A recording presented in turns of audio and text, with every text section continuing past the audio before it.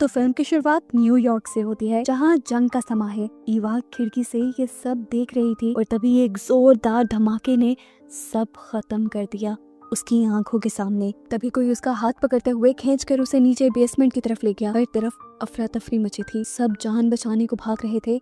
ईवा का हाथ पकड़ने वाला इंसान उसे खींचकर एक बंकर में ले गया। यहाँ एक आदमी ने इनके आने के बाद ये बंकर बंद कर दिया और फिर उसे टेप से सील भी कर दिया ताकि बाहर से आने वाली रेडिएशंस उनको नुकसान न पहुंचाएं। बाहर से लगातार लोगों की चीखने पुकारने की आवाजें आ रही थी। ये बंकर माइकी का था और माइकी ने ही बनाया था, जिसे पहले ही ऐसी किसी आफत का अंदाजा था। वो यहाँ मौजूद 6 लोगों को बताता है कि अगर किसी ने यहाँ से बाहर जाने की कोशिश की तो वो जलकर राख हो जाएगा, क्योंकि बाहर इस बड़े ब्लास्ट की वजह से टेम्परेचर बहुत ज्यादा हो गया था। रेडिएशंस ने अगर उनकी बॉडी पर असर कर दिया तो ये लोग हैंडीकैप भी हो सकते हैं और पागल भी। अभी वो यही बात कर ही रहा था कि एक और बहुत बड़ा ब्लास्ट हुआ, जिसकी वाइब्रेशन से इस बेसमेंट की छत पे गिर गई। बाहर का हाल इससे भी ज्यादा बुरा था। कोई नहीं जानता था कि किसको कितने वक्त के लिए यहाँ रहना पड़ेगा। ज्यादा वक्त रुकने का सुनकर एक वेंडी नाम की बच्ची पैनिक हो जाती है और बाहर जाने की जिद पर उतर आती है।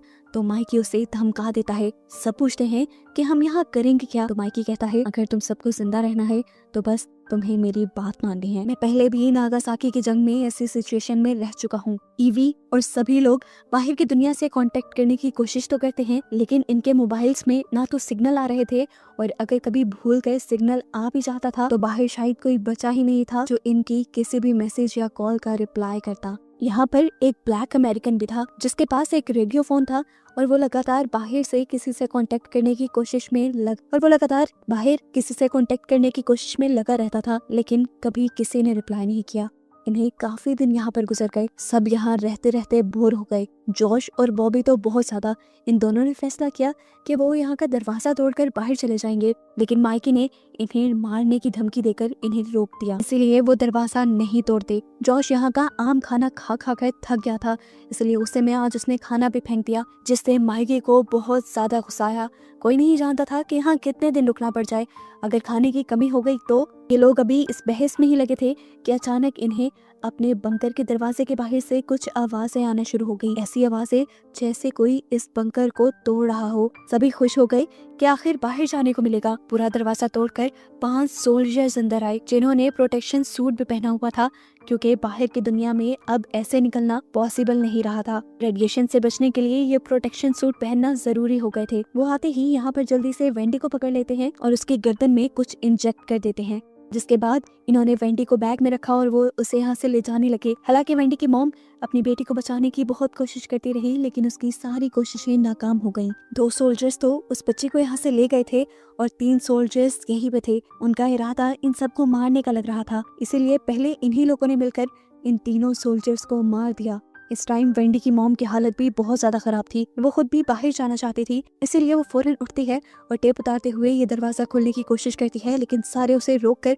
एक कमरे में बंद कर देते हैं, क्योंकि वो जानते हैं कि अगर ये दरवाजा ज्यादा देर तक खुला रह गया तो रेडिएशंस अंदर आ जाएंगी और ये लोग भी जिंदा नहीं बचेंगे। खैर, दरवाजे को दोबारा सील करने के बाद ये लोग अंदर आते हैं तो अंदर 3 सोल्जर्स की लाशें थी, जिन्हें देखते हुए माइकी ने कहा, मुझे लगता है कि यूएई ने यूएस के ऊपर हमला किया है और अब वहाँ के लोग यहाँ की सारी पॉपुलेशन को खत्म करना चाहते हैं। इधर जो ब्लैक अमेरिकन था वो एक मरतबा फिर अपने रेडियो फोन से बाहर बचे सर्वाइवर से कांटेक्ट करने की कोशिश करता है, लेकिन माइकी उसे रोक देता है और उसे कहता है, हो सकता है कि तुम्हारे ही इस रेडियो फोन की वजह से दुश्मनों को हमारा पता चला हो और अब भी इसी रेडियो फोन की वजह से हम फंस सकते हैं, तुम उसे बंद कर दो। माइकी के कहने पर वो भी उसे छोड़ देता है। यहाँ अब ईवा वेंडी की मॉम के पास जाती है खाना और पानी लेकर, जो वेंडी की वजह से बहुत ज्यादा परेशान थी। इधर बाहर ये सब लोग मरे हुए सोल्जर्स के ऊपर से प्रोटेक्टिव सूट निकाल लेते हैं। 2 सूट तो डैमेज हो गए थे, लेकिन एक सूट ठीक था, जिन्हें पहनकर ये बाहर की दुनिया में जा सकते थे। ईवा कहती है, बाहर मैं जाऊंगी और अपनी आर्मी वालों को ढूंढकर उनसे मदद लेकर यहाँ आऊंगी, लेकिन ये लोग ईवा के बाहर जाने पे राजी नहीं थे, क्योंकि सूट एक था। इनको लगता है कि ईवा सूट लेकर भाग जाएगी, तो ये लोग डिसाइड करते हैं कि ये सब जोश को बाहर भेजेंगे, क्योंकि उसके एक दोस्त को सोल्जर्स के साथ लड़ाई के दौरान गोली लग गई थी और वो अभी भी यही है। इनको लगता था कि अपने दोस्त को बचाने के लिए वो वापस जरूर आ जाएगा। वो सोल्जर का प्रोटेक्टिव सूट पहनकर सोल्जर की ही गन लेकर बाहर निकलता है और देखता है कि इस बंकर के बाहर हर जगह टनल बना दी गई थी। वो इस टनल से होता हुआ एक ऐसी जगह पर पहुंचता है जहां उसी के जैसे सूट पहने हुए काफी सारे लोग काम कर रहे थे। ये किसी किस्म की लैब लग रही थी जहां पर ये लोग रिसर्च कर रहे होंगे। जॉश ऑब्जर्व करने लग गया कि आखिर यहाँ पे ये कर क्या रहे होंगे। उसने देखा कि लैब में बच्चों के बाल रखे गए थे और काफी सारे कैप्सूल्स के अंदर बच्चों को कैद करके रखा गया था। ये सभी बच्चे बेहोश थे और इन्हीं बच्चों में वेंडी भी मौजूद थी। वेंडी को देखकर वो थोड़ा सा इमोशनल हो जाता है और उसे बाहर निकालने की कोशिश करता है और उसकी इस हरकत से यहाँ पर मौजूद बाकी लोग पहचान लेते हैं कि जोश उनकी टीम का मेंबर नहीं है। इससे पहले कि ये लोग उसे पकड़कर मार देते, जोश भागता हुआ अपने बंकर की तरफ आता है। लोग उसका पीछा भी करते हैं लेकिन जल्दी से जोश बंकर के अंदर आकर ये लोग अपना बंकर बंद कर देते हैं। जोश की हालत काफी बुरी हो रही थी, वो बहुत ज्यादा इमोशनल था, रो रहा था। वो सबको बताता है कि बाहर कुछ नहीं बचा। रेडिएशन से बचने के लिए टनल में लोग रह रहे हैं और बाहर बच्चों के ऊपर एक्सपेरिमेंट भी किए जा रहे हैं। वो अब रोता हुआ वेंडी की मॉम को देखता है और उनसे सॉरी कहता है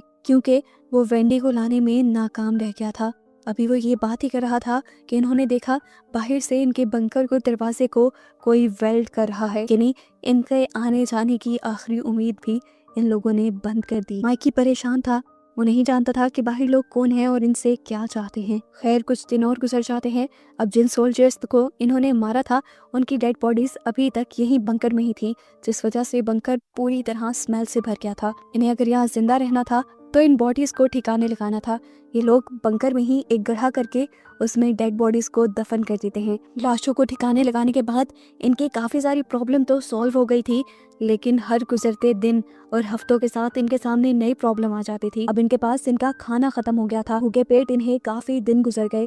आखिर ईवा को याद आया कि इस बंकर में एक ऐसा कमरा भी है जिसके अंदर सिर्फ माइकी जाता है, उसके अलावा कोई नहीं जा सकता। ये लोग छुपकर माइकी से एक दिन सारे उसके कमरे में हल्ला बोल देते हैं क्योंकि इनको लगता था कि माइकी ने जरूर वहाँ खाना छुपा कर रखा होगा। लेकिन इस कमरे में खाने पीने का कुछ नहीं था, बस एक दीवार पे काफी सारी अखबार की कटिंग्स लगी थी, उसकी एक फैमिली फोटो थी और ज्यादातर जंग की खबरें थी।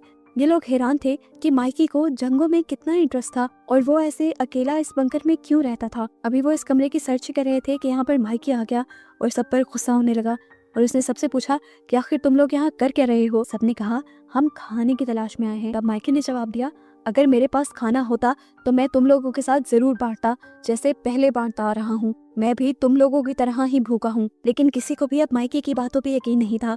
वो फैसला करते हैं कि आज के बाद वो माइकी के साथ मिलकर इसी कमरे में रहेंगे। यहीं पर हम वेंडी की मॉम को जोश से काफी क्लोज देखते हैं। असल में उसे अपनी बेटी की जुदाई के गम से उभरने के लिए कोई साथी चाहिए था और जोश इसमें उसकी मदद कर रहा था। ये सब तो ठीक था, लेकिन यहाँ के बाकी लोगों के लिए हर गुजरते दिन के साथ मुश्किलें बढ़ती जा रही थी। खाने की तंगी ने इन्हें बहुत ज्यादा परेशान कर दिया था। तब एक ब्लैक अमेरिकन ने एक प्लान किया। हम देखते हैं कि उसके पास एक गन थी क्योंकि वो एक सिक्योरिटी ऑफिसर था। वो गन लेकर खामोशी से अकेले में माइकी के कमरे में चला जाता है और उसके ऊपर गन तान देता है क्योंकि उसने माइकी के कमरे में एक सीक्रेट दरवाजे को नोटिस किया था और उसे लगता था कि इस दरवाजे के पीछे जरूर खाना होगा। शायद वो ठीक भी था। वो जबरदस्ती उससे ये दरवाजा खुलवा रहा था कि तभी माइकी ने होशियारी दिखाई और उसके हाथ से उसी की गन छीनते हुए उसे ही मार डाला। ईवी जो इस ब्लैक अमेरिकन का पीछा कर रही थी, उसने ये सब अपनी आंखों से देखा और शोर मचाकर सबको यहाँ बुला लिया। अब सब लोग ये बात जान चुके थे कि इस सीक्रेट दरवाजे के पीछे खाना है, जिसका कोड जब वो माइकी से पूछते हैं तो माइकी उन्हें नहीं बताता। इसीलिए अब ये लोग माइकी को चेयर से बांध देते हैं और उसे टॉर्चर करना शुरू कर देते हैं। जब माइकी इस टॉर्चर से थक जाता है तो आखिर वो उस दरवाजे का कोड बता ही देता है और देखने को मिलता है कि सच में उसके पीछे बहुत सारा खाना था।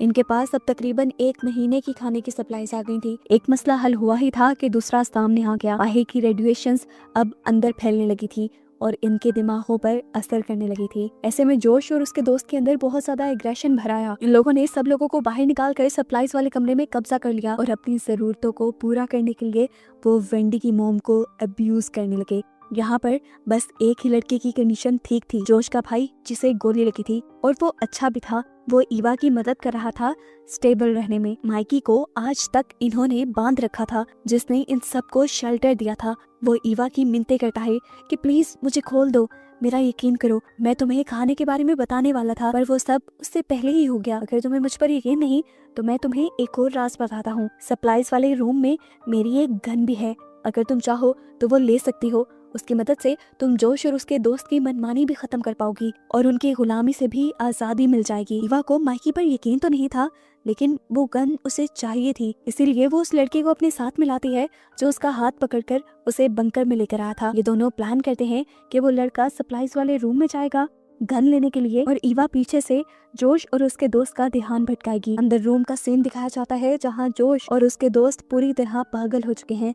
उन्होंने अपने बाल भी काट लिए, यहाँ तक कि उन्होंने वेंडी की मॉम को भी मार डाला है और इसके बाद भी वो उसकी डेड बॉडी को यूज करते हैं। ईवा जब अंदर आई तो वेंडी की मॉम की ये हालत देखकर बुरी तरह डर गई। इससे पहले कि ईवा कुछ करती या यहाँ से चली जाती, वो देखती है कि जोश सप्लाईज वाले रूम की तरफ बढ़ रहा था। उसने जोश का ध्यान भटकाने के लिए उसे अपनी तरफ अट्रैक्ट करना शुरू कर दिया, लेकिन जैसे ही जोश ने अपनी लिमिट्स क्रॉस की तो उसने जोश को दूर कर दिया और इससे जोश को बहुत गुस्सा आया। उसने ईवा के ऊपर हमला किया और उसके साथ जबरदस्ती करने लग गया। इतने में ही हमने देखा कि ईवा के साथी ने गन भी हासिल कर ली थी, जिसे वो लेकर बाहर आ गया। अभी वो गन लेके बाहर निकला ही था कि उसके सामने जोश का दोस्त आ गया, जिसके ऊपर उसने एक गन तान दी। यहाँ जोश जो ईवा के साथ बुरा करने की कोशिश कर रहा था, डर ही ईवा को उससे जोश के भाई ने ही आके बचा लिया और ऐसे में ही ईवा का दूसरा साथी जोश के दोस्त को गन पॉइंट पे लिए उसके सामने आ गया। बंदूक अभी भी उस लड़के के हाथ में थी। ईवा जोर से चलाई कि जोश को मार दो, लेकिन वो घबरा गया। उसने गोली तो चलाई, लेकिन वो जोश के बजाय जोश के अच्छे भाई को लग गई और वो वहीं मर गया। घबराहट में अब उसके हाथ से गन भी गिर गई थी। जोश का साथी अब जल्दी से इस लड़के के ऊपर हमला कर देता है और इससे पहले कि अब वो कुछ भी करता, ईवा गन उठा लेती है और सामने वाले आदमी के ऊपर हमला करके उसे मार देती है। यहाँ जोश अपने भाई की मौत के गम में पागल हो चुका था, इसीलिए वो गुस्से में खड़ा होता है और ईवा के उस साथी को ही मार देता है जिसने गलती से उसके भाई को मारा था। वो ईवा को भी मारना चाहता था, लेकिन ईवा वक्त रहते ही भागकर माइकी के पास आ गई और उसने माइकी को खोल दिया अपनी मदद के लिए। माइकी ने आजाद होते ही दूर से आते हुए जोश के ऊपर गोली चला दी और मरने से पहले जोश ने भी यहाँ पर आग लगा दी ताकि उसके साथ साथ ईवा और माइकी भी मर जाएं। अब बंकर में चारों तरफ आग फैल रही थी, बचने का कोई रास्ता नहीं था। तभी ईवा को याद आया कि एक मर्तबा माइकी ने उसे बताया था कि इस बंकर से बाहर जाने का एक रास्ता है जो सीवरेज से होकर गुजरता है। वो भागकर जाती है और इस बंकर में मौजूद एक प्रोटेक्टिव सूट उठाकर जल्दी से पहन लेती है। माइकी के आने से पहले जिस कमरे से इन्हें भागना था उसका दरवाजा ईवा ने पहले ही बंद कर दिया था। माइकी बाहर से उसे खड़काता रहा, लेकिन ईवा ने खोला नहीं और इस तरह माइकी समझ गया कि अब उसका आखिरी वक्त आ गया है। वो आखिरी वक्त में अपनी वाइफ और बेटी को याद करता है, जबकि यहाँ ईवा को दिखाया जाता है जो सीवरेज लाइन के जरिए अब बाहर निकलने में कामयाब हो चुकी है। बाहर आते ही उसने एक खौफनाक मंजर देखा, तबाही का। चारों तरफ धुआं ही धुआं था, आलूदगी के बादल बने हुए थे। ये शहर अब पूरी तरह तबाह हो चुका था और उसे कहाँ जाना था ये भी उसे नहीं मालूम था। और बस यही सब तबाही दिखाते हुए ये कहानी यहाँ खत्म हो जाती है।